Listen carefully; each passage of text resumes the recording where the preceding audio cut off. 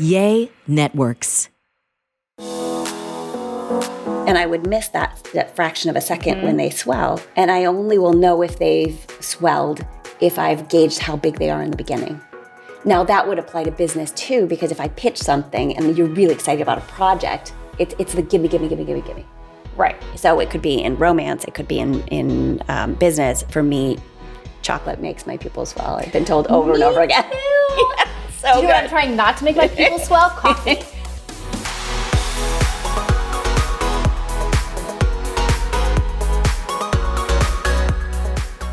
Hello, everybody. Welcome back to Happily Ever Amber. I am so excited. I have Annie Sarnblad on the podcast today. She's the human lie detector. This is really important. I feel like we need this now more than ever in our world for dating, our personal growth, business. How about when we just watch Dateline? It's sick. That's like sick shit. But like if we watch this and then use what we learn or what we're going to learn today, we could be our own little detective. So I am super excited to have her on, and I can't wait for you guys to hear this episode. Thank you so much for coming on the podcast. Thank you for having me. I am so excited. I have so many questions, but I want to start kind of from the beginning. I want to learn about you and how you got into this field and what inspired you. Yeah, I usually get those questions at the end where people go, "How did you get into this?" But it's a good question for the beginning. I had a hard childhood, and I had a lot of gaslighting at home. And one of the things we found with microexpressions is that the people that have sort of an innate, natural tendency to read microexpressions have often grown up in difficult households. So it's less of a question of them learning something. It's more that they haven't unlearned what babies know innately. So before the age of 2, you remember having little kids or little babies and they would scan your face back and forth. They look all over your face. We train children out of that. We train them to look me in the eyes when I speak to you, look me in the eyes, and we lose that natural ability to do the scanning and to get the whole facial expression. What I work with is the original language of our species, the nonverbal, biological language of our species. And I wanted to get out of my house when I was about the age of 14, and I knew I couldn't run away from home. I'm not particularly street smart. So I applied for a bunch of scholarships to become an exchange student, and I left when I was 16 and spent the bulk of the next 25 years abroad, going from one country to the next. So I spent years of my life not understanding what people were saying while I studied languages through immersion. Wow. And then I learned to code. So I learned to numerically code it's the 10,000 muscle combinations of human expression. And so it's not quite as complicated as it sounds. They're divided into action units, but I have a certification called Facial Action Coding System certification. And you go to a university or a school to learn that? No, it's a private, or not even an organization, but it's based on the work of Paul Ekman and Wallace Friesman, who started to categorize facial expressions. It was really based on the work of Darwin from the 1800s. But as long as people have been writing, they've been writing about the universality of facial expressions. Darwin was the first one to actually start to categorize that. It's so interesting because when I watch a lot of Animal Planet and like all the planet shows on Netflix, and I feel like I find myself studying these animals, and I just think, oh my God, we're way more connected. Yes. Than people even realize. Just the mannerisms of all these different species and how they interact and how they adapt to new environments and how the mothers take care of their babies. It's just like, for me, it probably sounds really nerdy. I'm just like, my head is like exploded. It's so interesting. And Darwin wrote about canines and apes. And I know there's some new study that somebody sent me the other day about all the facial expressions of cats, which I haven't. I think I saw that. Yeah, I just saw the headline. I haven't actually read it. But we do know that, for example, we human beings, when we're scared, we pull our upper eyelids way back. And that's to gauge our exits so that we can see, how do I escape this situation? dogs do it too. There's a variety of animals that will do that hard pull back when we're scared. So now you're teaching, right? And Right. then you have your own kids, and the first thing I'm sure you're like, these are my subjects. I have to like really, Yeah. So I spent the bulk of my profession working as a strategic advisor. So my work for decades has been mainly focused on making powerful men more powerful. And I got to the point in my career where I love working with my clients. Some of them are brilliant human beings, but it's not as meaningful in terms of life's work as I want it to be.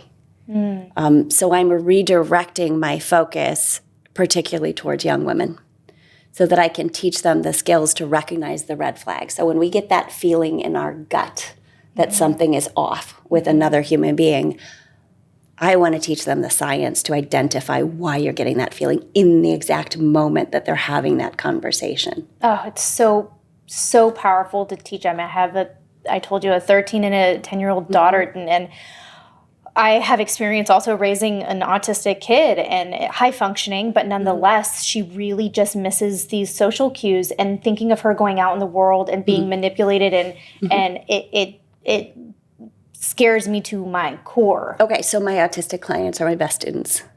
You bring up that intuition. Like, I'm all about intuition my entire life. I feel like it's like my superpower, right? And Yeah. I want to instill that in my children, and I'm sure so many other people would love that for their kids. It's just listening to your body. Well, it's listening to your body, and I think certainly my generation, I'm significantly older than you, but even for your generation, we were told that our intuition wasn't a thing. It was dismissed unless we could prove it with facts. It just wasn't a thing. I knew in my gut that what I felt was real, and the experiences that I survived, I was told, well, that didn't happen, and sometimes I was told that didn't happen the week after. It wasn't even that time had elapsed. It was just a general reframing of that reality is difficult, so we're just going to pretend that something else happened. And I was dismissed as a human being when I was a child as you're judgmental, this is what boys do kind of thing. I wanted to make sure that my children never experienced that. So I have raised my children as human lie detectors. I simplified the entire field of science. I didn't change it, I just simplified it. I looked specifically for the one piece of each expression that's only in that expression, so that I could teach it in a way that was faster so people could start to use it immediately. And when I say that my autistic students are my best students, so my students, I've had a couple mathematicians as well, which I actually believe with those particular individuals that they were also on the spectrum, though they were older and undiagnosed. I only take those students if they're very high functioning and if they're good at the mathematical pieces, because not, as you probably know more about autism than I do, but there's a huge range of abilities and specialties and talents and difficulties. But the people that are very, very good at pattern recognition learn very fast because it's so specific. And so, for example, I worked with an 8-year-old, and I had facial expressions, and I took 30 facial expressions of somebody showing disgust. And I had her color in the main pieces. And then we looked at the next one, explained what it looks like, and I had her color in on my computer. By the time we were done, she's like, yep, got that one.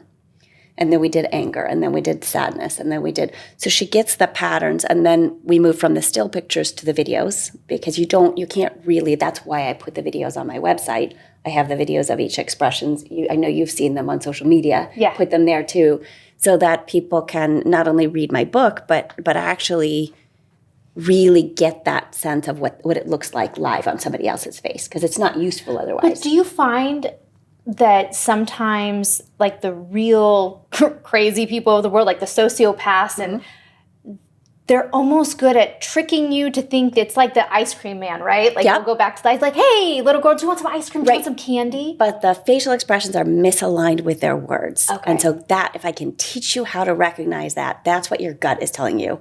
When somebody's going, hey, nice to see you, and they're pulling their upper eyelids back and giving you those crazy eyes, that's a problem. Right. Right? It doesn't match It's this. not matching. It's not matching. Or if I say, nice to see you. I'm really excited about your promotion at work. That's a problem. I'd be like, gotta go. Ding dong.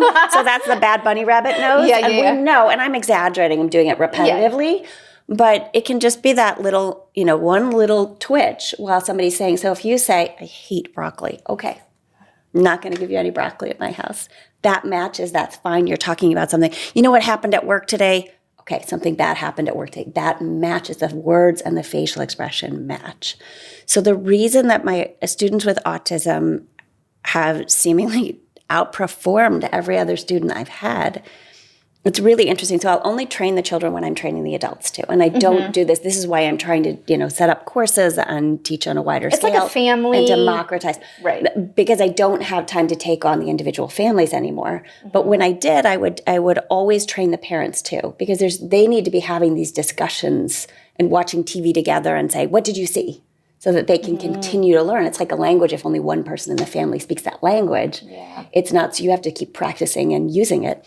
So what's really interesting is that when I got to the video clips, I would show the parents and the child, and I'd say, what expression did you just see? And the child would say, I saw disgust. No. The parents would justify because it wasn't intuitive for the parents that person should be feeling that emotion in that context. Whereas the child with autism would say, but that's wrong. This is what they're feeling. That's the facial expression. So they would look at what somebody is feeling rather than what they should be feeling in that social context. Wow. So they were very, very exact. And then if you have a child, you want to also work on those pieces. So if you made your sister angry because you are in her space, for example, and she shows an angry face with a furrowed brow and the tight lips, what do? What are your choices? So 2 or 3 choices every time. Ask her if she's angry. Ask her if she needs, just give her space. Ask her if she wants to share a toy or a snack. What are the choices? Because that's a piece too of understanding how do you fix or solve or soothe. Yeah. Do those tools and mechanisms, do they go across all the platforms of like even dating, or is it it's just kind of watered down for the younger kids, and then you kind of add more layers for the adults? Right. No, that's exactly it.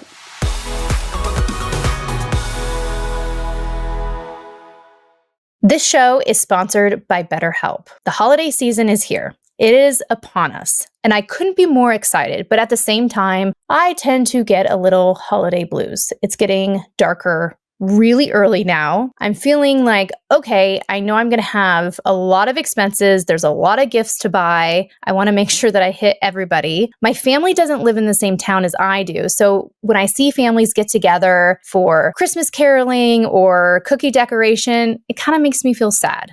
But one thing that I could definitely look forward to is my therapy. Therapy can be my best friend on some weeks. And some weeks I have a great session where I know that I will be able to get through these darker moments during the holidays. One of my biggest things is when I go to therapy, I tend to overthink. I overthink, and one thing that I love is that through this process of therapy, it helps me get me out of my head, back into gratitude, feeling grounded, and I can carry on. BetterHelp is my go-to place. It's entirely online, designed to be convenient, flexible, and suitable for your schedule. You just fill out a brief questionnaire, you get matched with a licensed therapist, and you could switch therapists anytime for no additional charge, which is great because you may not always align with the first therapist you get, but BetterHelp allows you to change. Find your bright spot this holiday season with BetterHelp. Visit betterhelp.com/HEA today to get 10% off your first month. That's BetterHelp, HELP.com/HEA. So for dating, one of the most common questions I get is, how can you tell someone's attracted to you? Yeah. Right? So that would be in the pupil dilation. So you and I would sit down and say we're dating, right? Yeah. You and I sit down, and if all of a sudden you're starting to feel attraction towards me, your pupils will dilate. So every time I sit down with you, with a new person, I'm going to gauge how big their pupils are when we start the conversation. And I do that because it's a way to train my muscle memory. Yeah. And because when we're talking, we make eye contact, then we look away, then we make eye contact. So your pupils could dilate when I'm looking away. And I would miss that fraction of a second when they swell. And I only will know if they've swelled if I've gauged how big they are in the beginning. Now, that would apply to business too, because if I pitch something and you're really excited about a project, it's the gimme, gimme, gimme, gimme, gimme. Right. So it could be in romance, it could be in business. For me, chocolate makes my pupils swell. I've been told over and over again. Yeah, so Do you know what I'm trying not to make my pupils swell? Coffee. And that is why I'm drinking tea. There we go. I'm like, every time I see coffee or I smell coffee, just the smell. I know. It's so good. It's sick. It's so good. I know, but it's the addiction, right? And that arousal comes from that. I want it and I want it now. So you get the pupils swelling in arousal. You would get the eyelids half masting. So it took me forever to figure that piece out. But it's almost like you lower the shades when you're feeling romantic. And I have a hard time doing it on demand because it feels so silly. But it's this just like lowering your eyelids, giving extra. There you go. Giving extra eyelid. Yeah. It's like when someone's like, yeah, okay. Yeah, exactly. That one's a good one. So I guess what are two things that I could teach my kids, or the viewers could teach their kids, or learn themselves when it comes? That the biggest thing is that facial expression of, it's what I call the no face. Yeah. So it's got three parts. It's got the wrinkles next to the nose. It's got the nostril shadows. See how that deepens right there? And it pulls up the upper lip, right? So you're like, are you really going to wear that? That's that attitude. Yeah, right? Yeah.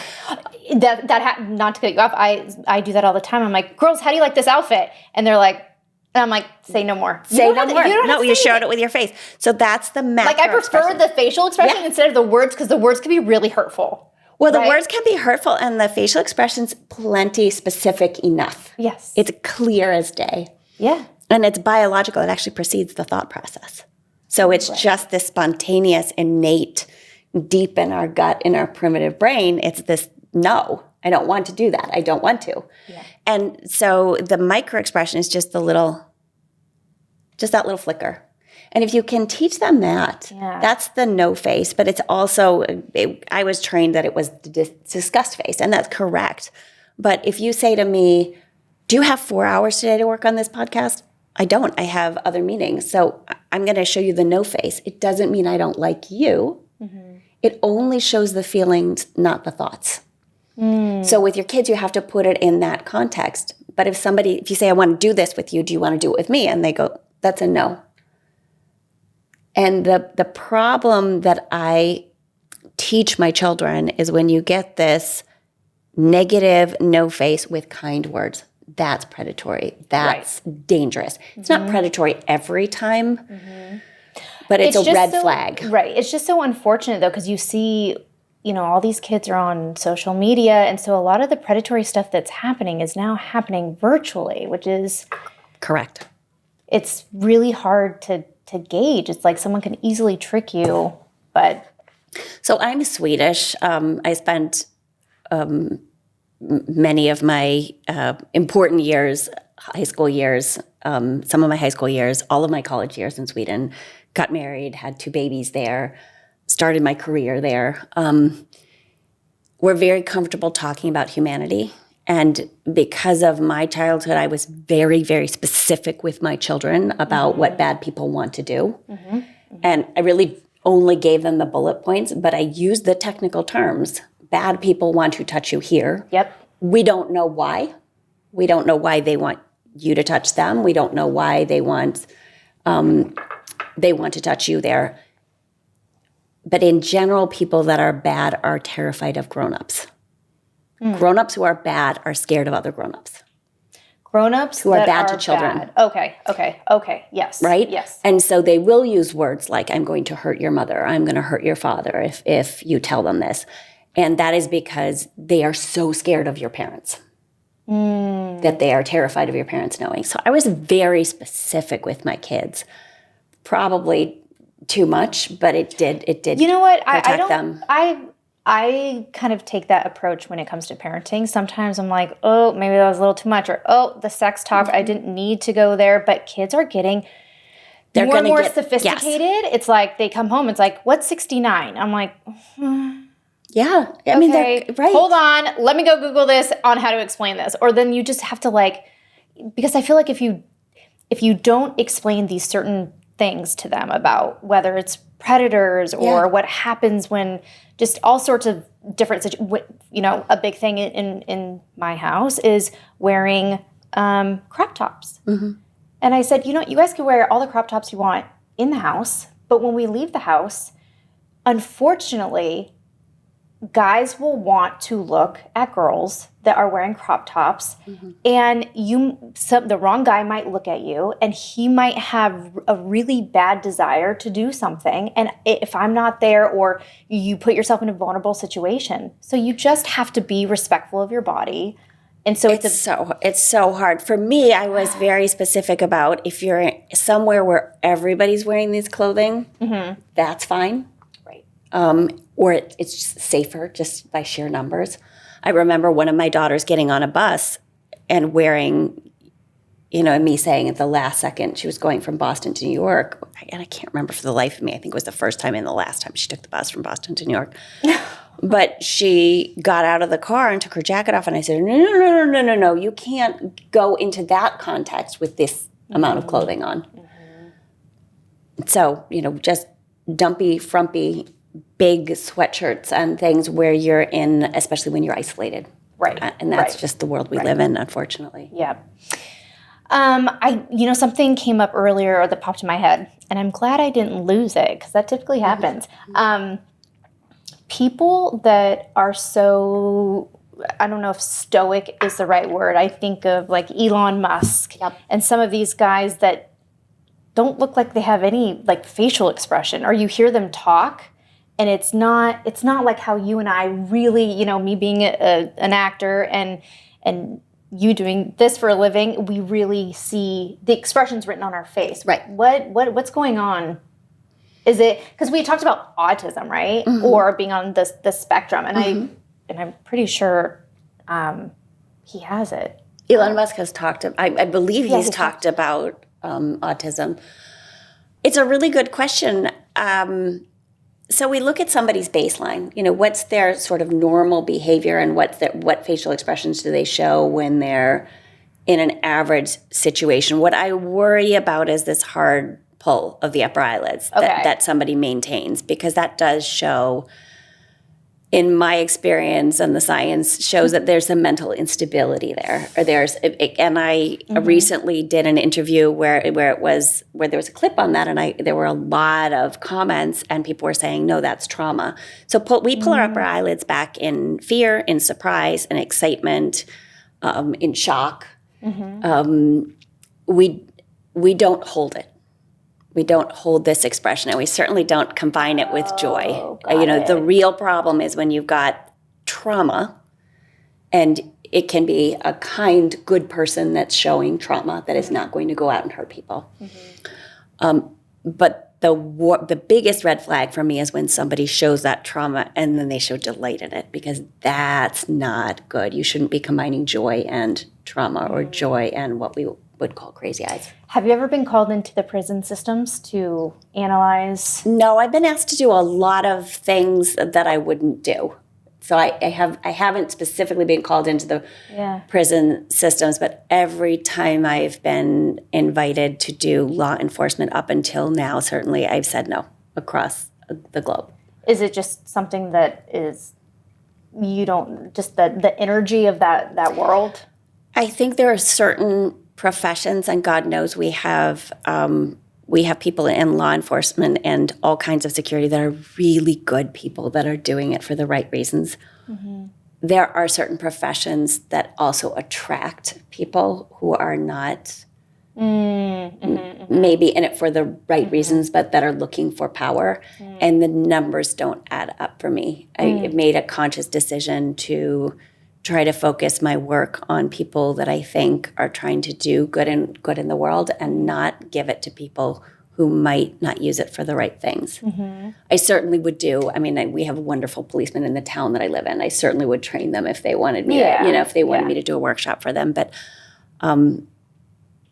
I think it's probably an environment that I don't necessarily feel very safe in myself. Yeah, of course. So I've just kept a low profile. Yeah, you're all just watching it on TV and But analyze from my bed. But I mean, when I was in Singapore, for example, I got questions all the time from private security groups. And I don't know who you are. You can't, if I Google you, you don't show up. Next thing you know, you're working for the bad guys. No way. No way. I want to back up for just a second and say the facial expression precedes the thought process.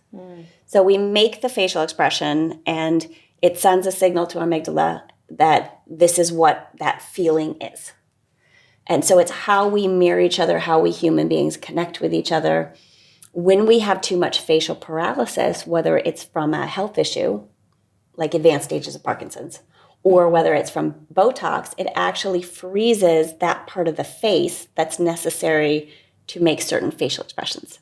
So Darwin called these our concentrating muscles.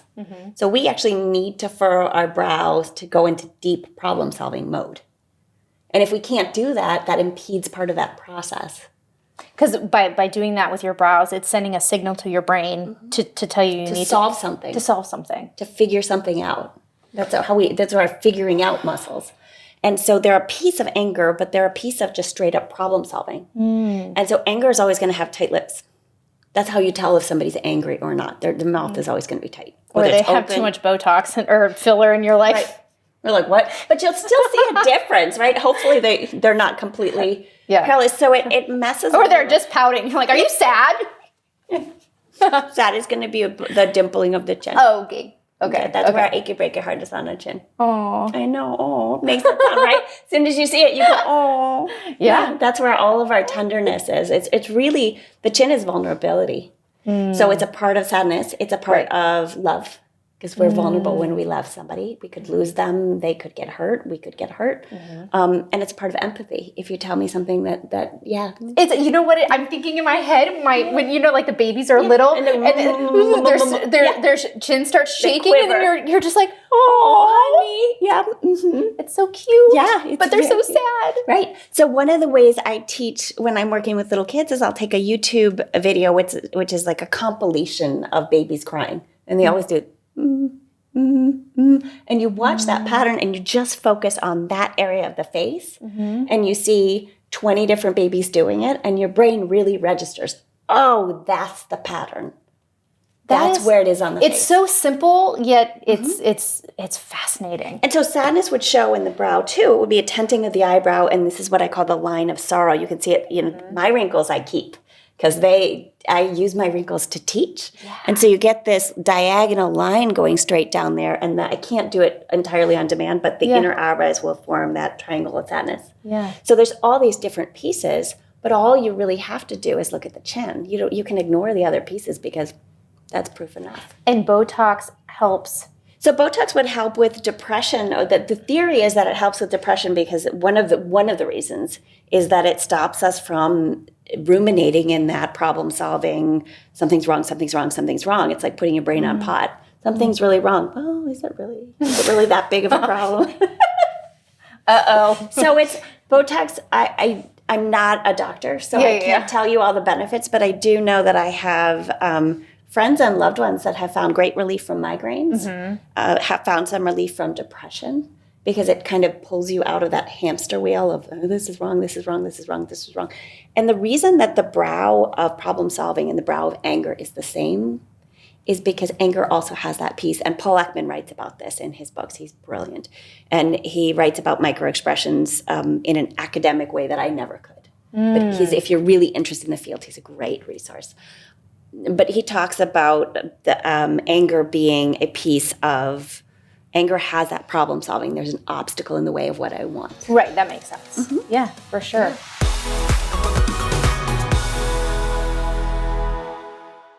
So the holidays are approaching, and I am so excited, but at the same time, I also get really stressed out because there's so much going on. My family has so many activities. We have work events, we have charity events. The schedule is just packed with really fun, exciting things. Everyone wants to cut back on errands and spending time in the checkout lines this time of year. So skip that extra grocery store trip and instead get fresh ingredients and delicious recipes delivered with HelloFresh. Just pick your meal, decide on a delivery date, and sit back.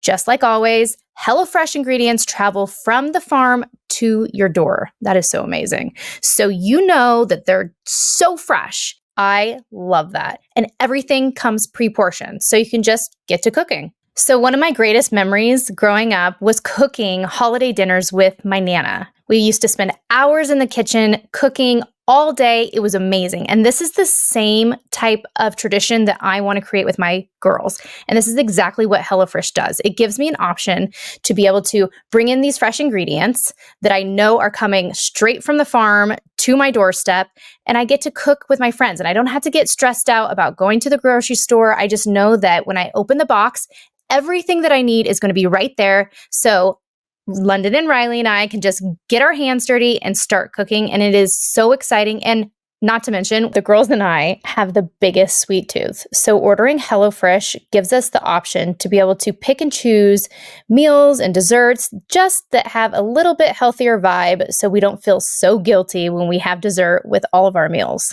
Go to HelloFresh.com/HEA-free and use code HEA-free for free breakfast for life. One breakfast item per box while subscription is active. That's free breakfast for life at HelloFresh.com/HEA-free with code HEA-free, America's #1 meal kit. On a lighter note, I think this could be really interesting, your approach for educators, because teachers spend so much time with our children. I've done workshops for teachers and camp counselors. Yeah, I'm very attached to the camp that I grew up going to and that my daughters have gone to. Oh, really? What camp? Do you mind me asking? Brown Ledge. Where's? It's up in Vermont, Colchester. My girls go to camp in North Carolina. Nice. So they're big sleepaway camp people, which is unusual for the West Coast to go that far. But that's great because some of these kids that do go to camp, at least I know for the one that my daughters go to, there's kids there that are coming from all different backgrounds, all different situations. Right. And sometimes they really look to camp for freedom and to just forget about the problems that they're having at home. Yep. And I imagine Yes. you see it, right? When they show up, you see the relief. You may see a moment of reflection of, is mom and dad okay at home, or is mom okay? Mm-hmm. So I Well, look, that's what it was for me. One of my daughters is named after my bunkie. I talk to her. I still talk to my bunkie almost every day. I love we're that. 52 years old. I'm very, and the women that have supported me in writing this book and being truthful and writing my, it's Diary of a Human Lie Detector. This is my diary. Oh, okay, and, yes. And the women that have held my hand through this process of, I'm insane to publish this, right? Right? This is insanity. And, they've said things like, I've never been more sure of anything in my life. Wow. So I have had that support from my, from the family that I created with my friends. When I teach counselors and junior counselors, it's mainly focused on recognizing distress on children's faces, right, and conflict, to see if there's conflict between these. This is a girls' camp, between the girls, that you can intervene quickly and kind of solve things before it gets to, because these kids are away from their families, and they're with their cabin mates, right, complete strangers, yes, for 3 to 6 weeks, up to 6 weeks, right. And for those of us that camp is a good experience, it's truly. It can be extremely healing and extremely good for us, and create these lifelong friendships, because 24/7, you can't hide who you are. Right? I never knew that my daughter, who has, panic disorder and anxiety, it's the one place that she goes and she's free, and it's provides relief for her. Yes. You know, from Yeah, it did living for in me too. LA, dealing with the chaos, dealing with the anxiety, you know, there's a layer of learning disabilities. And so it's not having to learn multiplications. It's freedom. And It's freedom, and it's silly. And when you are your true self and people love you anyway, because you just can't hide who you are for that duration of time. And they see you when you're moody. They see you when you're happy. They see you when you're on your period. right, exactly. And they're all on their period at the same time, right? God bless those counselors. Yes, God bless those counselors. But when you feel loved and you've shown your real self, it fills your cup in a way that nothing else does. Because we only really feel loved when we feel seen. So this book, it's coming out? Yeah, it's right. It's in my bag. Ooh, I'm so excited. Yes. Guys, this is the book. This is such a cool cover. I'm really digging this. Okay, and you know what I love? The flame. that's Was that your Sarah. idea? That's my illustrator. She's amazing. She's like, let's just put a little fire in there because it's saucy. Okay, this is amazing. I am definitely going to lock myself in my room and read this tonight. Guys, go pick up one of these books. Where can you purchase? Anywhere books are sold. Okay. So Amazon's really easy, but any bookstore, I support my local bookstores too. They're wonderful. Are you going to be doing a little book tour and talking to people? And Yeah, I absolutely am. and where can they see if they want to go see you in person or? So I'm not doing public in-person events yet. We are working on offering online classes to teach. Oh, that's great. But we're not finished yet. Yeah. Okay. Yeah, so that's really exciting. And last thing I'll ask, where can the audience or listeners or viewers find you on socials? So everything's just under my name, Annie Sarnblad. And if you look up my website, Annie Sarnblad, you can actually look at the little videos that show me making the expressions. So you can work on learning those yourself. See, that's the one great thing about the internet. We have access, there's so much negativity, but we have access to good information that will help improve people's lives. Yep. These little, everyday things that could help build life skills you could teach your kids, and I love that. Yeah, I love that so too. much. And I would just say, trust your gut. Yeah. You don't need to, the science is great, but you don't need to understand the science to know that this is your primitive brain. These are our survival skills. It's all connected. If your nervous system says you're in a dangerous situation, get out. You got to implement this into our education system. Yeah. You really do. Thank you, Annie, for coming on. My pleasure. I appreciate it. I'm in shock. Wait, this is the shock face. You have to pull your eyes back. That's what I learned today. Guys, I just feel like that conversation with Annie blew my mind. When I say I'm in shock, I'm literally in shock. I feel like this is like the diary of the human lie detector. This is like the secret to understanding human beings. And we all need this in the world, so we could use this. It doesn't matter what you do or whether you're married or single, this book can apply to everything. So go out, get yourself Annie's new book. I'm super excited to dive into this. Oh my gosh, my kids they're screwed. Everyone's screwed. Anyways, thank you for tuning in on today's episode. Please subscribe wherever you get your podcast. Also, don't forget to subscribe on YouTube, and I will see you next episode.